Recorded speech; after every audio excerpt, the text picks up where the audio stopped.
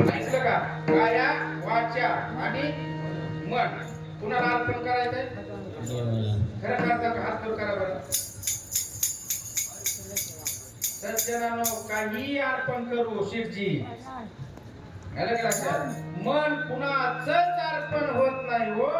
खरं सांगा तुम्हाला. आता आपण दुर्गाप्पाच्या समाधीपाशी बसलोय, सगळ्याच मन कीर्तनाचं समाधीवर. खरं छातीवर हात ठेवून सांगा बरं. अहो माझं नाही, माझं सुद्धा तिसरीकडे चाललंय. मन चंचल चपळ, मन चंचल चपळ, मन चंचल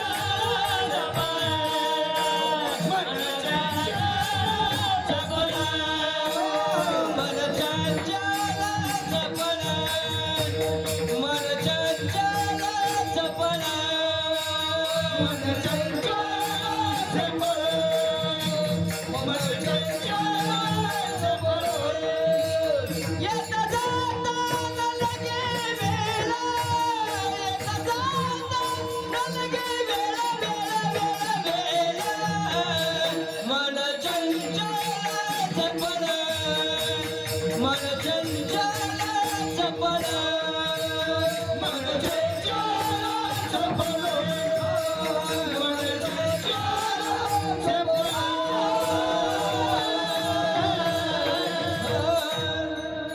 मन चंचल वाऱ्यापेक्षा सुद्धा आलं का लक्षात?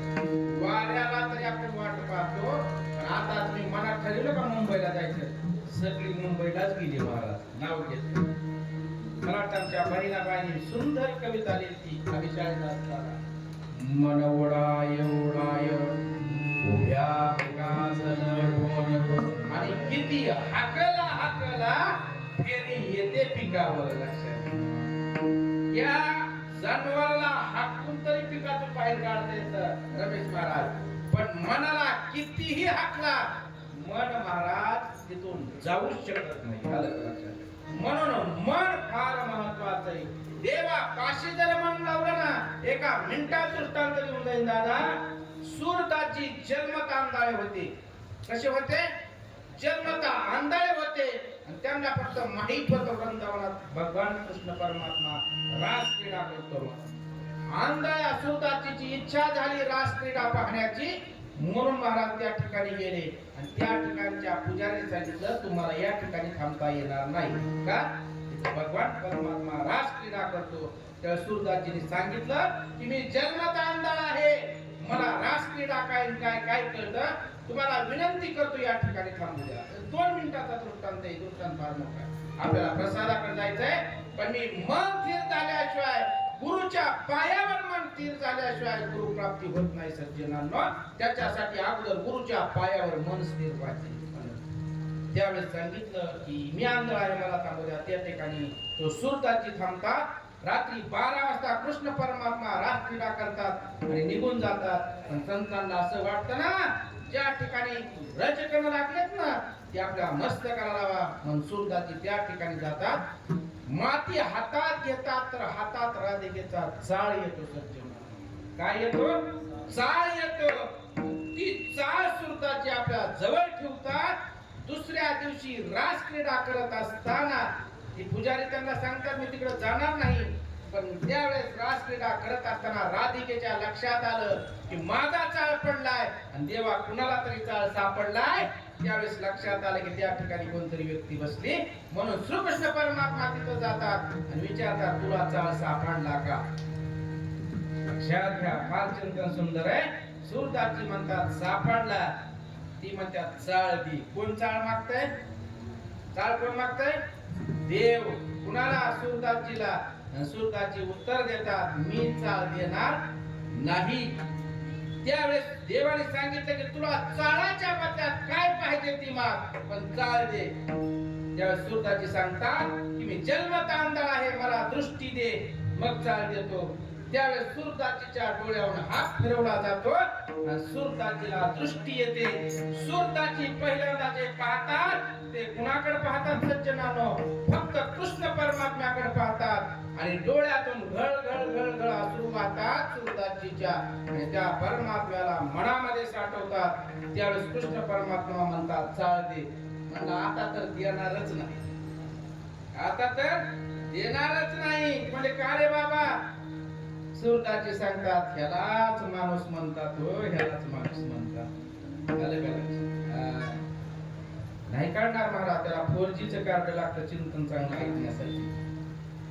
मनुष्य प्राणी मात्र असा आहे, जरी देवाने दिलं तरी देवाचे उपकार कधीच मानित नाही. सज्जनांनो, देवाचे उपकार कधीच मानित नाही. तुम्हाला सांगू का, आपण देवाला म्हणतो हे देवा काय दिलं आम्हाला, म्हणतो का नाही? हा, देव म्हणतो अरे तुला काय दिलं नाही, दिले इंद्रिय हात पाय कान. अरे तुला काय काय दिलं आपल्याला? हात दिलं. आला बिहारा नर देहाईचा हे आला बिहारा नर देहाईचा आला बिहारा नर देहाईचा आला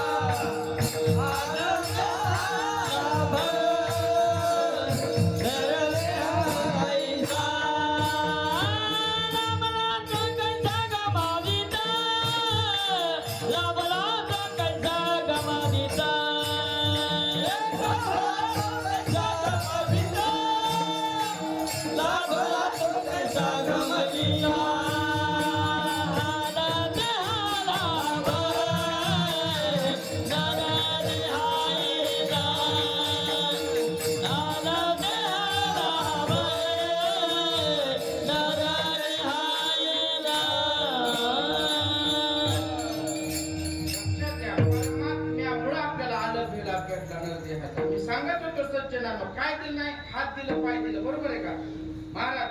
इकडे बघा, हात दिलं कशासाठी? बसण्यासाठी. दादा कशासाठी दिलं?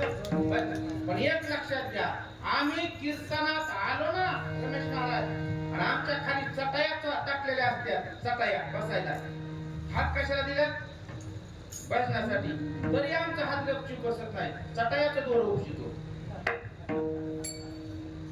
चटायाचं दोर उपशितो कीर्तनात बसल्यावर, पण टाळी वाजवीत नाही. त्याच्या पुढे जाऊन सांगू का, तुमच्यापाशी एखादा माणूस बसला, पलीकडे तुम्ही काय लावता? कणिक, बरोबर आहे? कणिक वाजवताना काय होती? कणिक उडती. ती बसल्या बसल्या उडल्याली कणिक एकत्र करतो.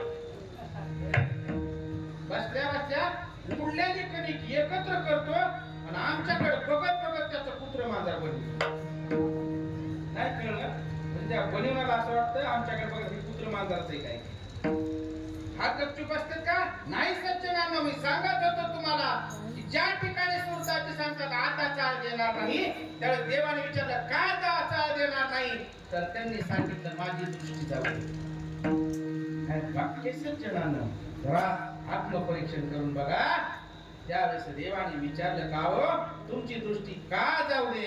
उत्तर फार सुंदर आहे, लक्षात घ्या. हे देवा, आतापर्यंत ह्या डोळ्यांनी कुणालाच पाहिलं नाही, आतापर्यंत ह्या डोळ्यांनी कुणालाच पाहिलं नाही.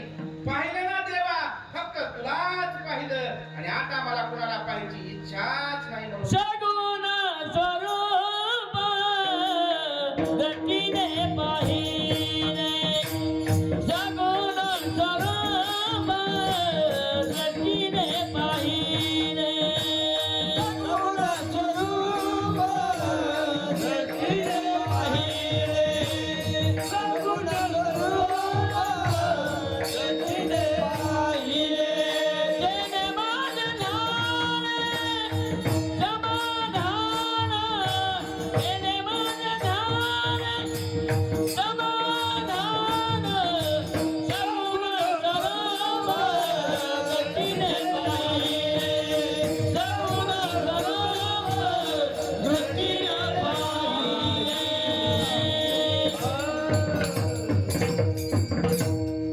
देवाचं सगुण स्वरूप ज्यावेळेस दृष्टीने पाहतात ना सज्जनांना, आलं का लक्षात? मग पाहिजे, पण एक लक्ष घ्या, त्याच्यासाठी मन एकाग्र असलं पाहिजे. आणि जर मन एकाग्र गुरुच्या पायावर केलं तर गुरुचा प्रसाद मिळाल्याशिवाय राहत नाही सज्जनांनो. म्हणून आजच्या चिंतनासाठी ज्यांचा अभंग आहे, गुरु प्रसादाची थोरी, गुरु प्रसादाची थोरे गुरु प्रसादाची थोरे गुरु प्रसादाची थोरे गुरु प्रसादाची थोरे गुरु प्रसादाची थोरे गुरु प्रसादाची थोरे गुरु गुरु प्रसादाची थोरे गुरु प्रसादाची थोरे गुरु प्रसादाची थोरे गुरु प्रसादाची थोरे गुरु प्रसादाची थोरे गुरु प्रसादाची थोरे गुरु प्रसादाची थोरे गुरु